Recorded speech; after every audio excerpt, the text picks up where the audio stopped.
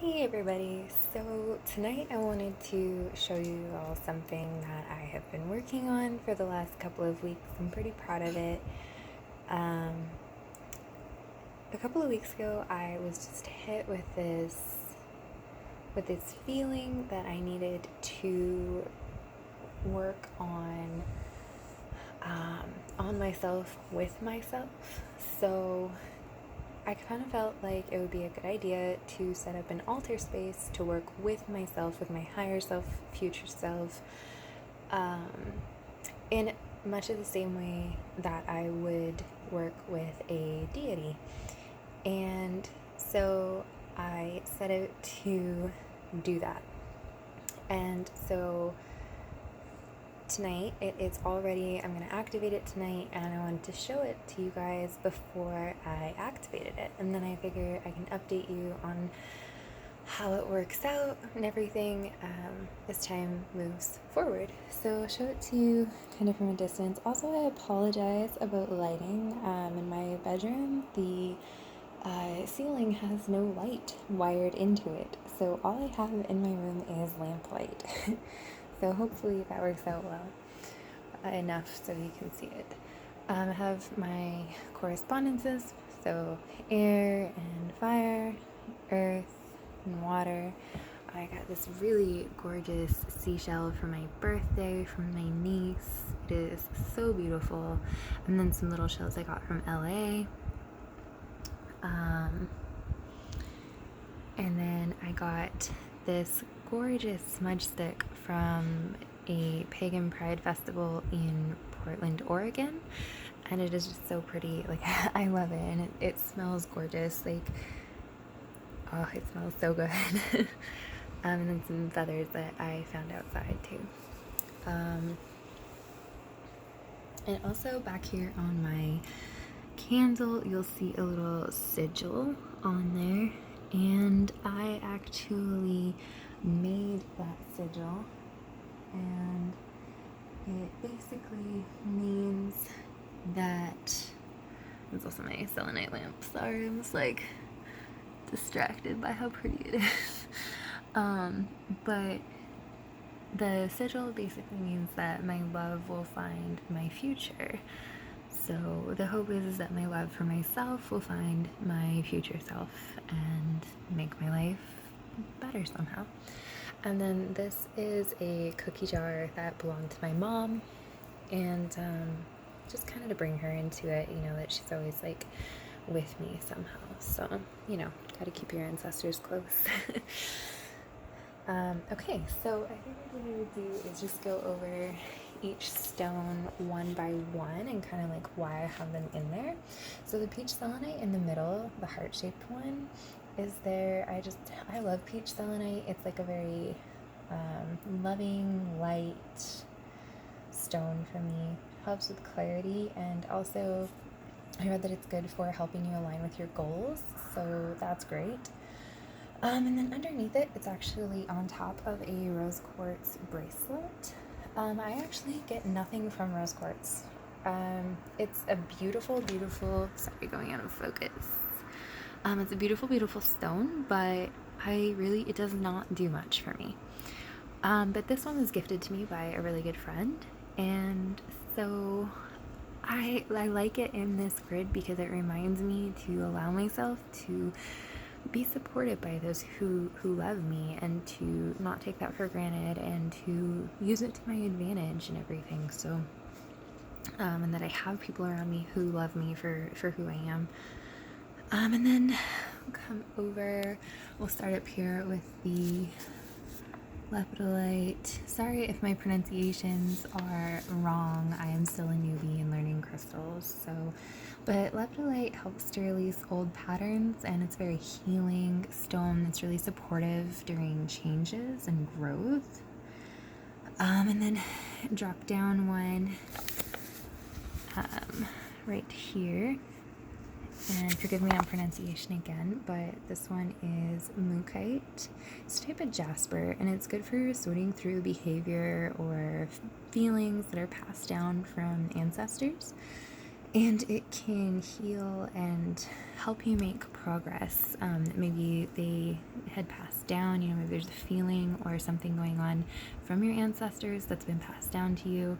Kind of like an ancestral healing type of stone is kind of what I'm going for with it. And then I have this gorgeous rough piece of ocean jasper that I absolutely love. And then ocean jasper, it's just like a stone for me that really lifts up my spirit and helps me like release negative energy. Kind of makes me feel optimistic, and it's a good healing stone too. And then this little one right here is chrysocolla, and that's good for like comfort during stress is the main reason why I have it on here. And I actually have a couple of different ones of that on here. That one's really pretty. And then I have this one right here, which is a pink and black tourmaline stone.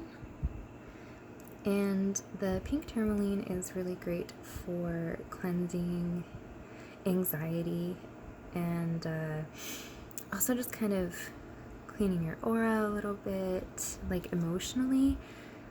Clearing out some toxicity. And then obviously the black tourmaline is great for grounding and blocking negative energy. It's a very protective stone.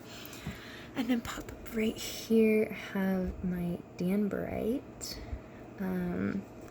which is, most people they describe feeling about rose quartz. That's how I feel about danburite. It's great for your self-acceptance and self-love, and it helps you shine your own light. And I love danburite. It is so beautiful. That little chunk right there is another piece of ocean jasper, actually. And then I have chunks of green calcite all around the four corners of this grid. Green calcite's one of my favorites. It's so calming to me, and it removes like stagnant sort of energy and blockages that I may have. But I absolutely love it. And then I have amazonite around the four corners. And amazonite is just very, very calming. Helps to release toxic emotions and energy. And then I have this piece of blue apatite, which is great for reaching like weight loss types of goals and stuff. And for me, I find it really promotes like healthful and mindful, not so much healthful. I mean, that's like depends on what your prerogative is, but more mindful eating and consumption, which I really appreciate. And then I have these tiny little chunks of amethyst helping around the border there. Amethyst is great for third eye, spiritual growth, and it's very protective. So I definitely wanted like protection around the perimeter of this grid. And then I want to make sure like I have my notes that I made for this, that way like I don't give misinformation on something. Because I'm not super familiar with purple fluorite, actually. I just started working with it, which is this one right there underneath. But purple fluorite is really good for protection, and also evidently is great for relieving stress. Like I said, I haven't worked with it a whole lot, so I certainly hope that is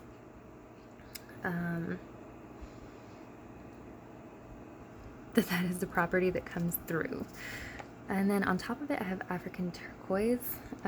It inspires like structure in order to reach goals and encourages self-acceptance. So, but I love it. It is such a gorgeous, gorgeous stone. And then I have pink calcite, which is also called Mangano calcite, I believe. Forgive my pronunciation if it's wrong.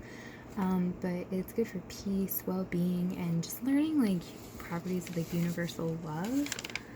And let's see, I don't think I mentioned the peach moonstone, but it soothes depression and also just offers support during transitions of growth.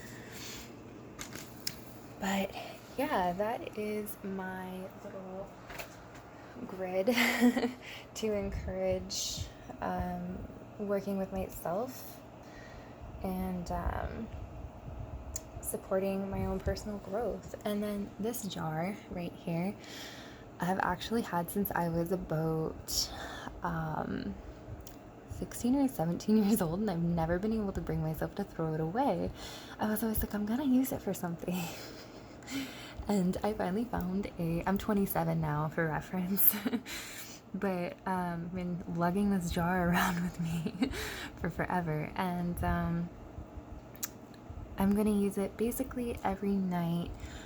Before I go to bed, after I activate this grid, I'm going to take a piece of paper and I'm gonna light my candle, and I'm gonna write out things that I did during this day to help my future self or support my future self. Just little messages of love or things that I did to try and make her life easier or her life richer or more fulfilling. And I'm gonna put them in this jar, and then when the jar gets full, I will burn all of the papers and start over. So yeah, anyways, hopefully you have enjoyed looking at this. I'm very, very proud of it, and yeah,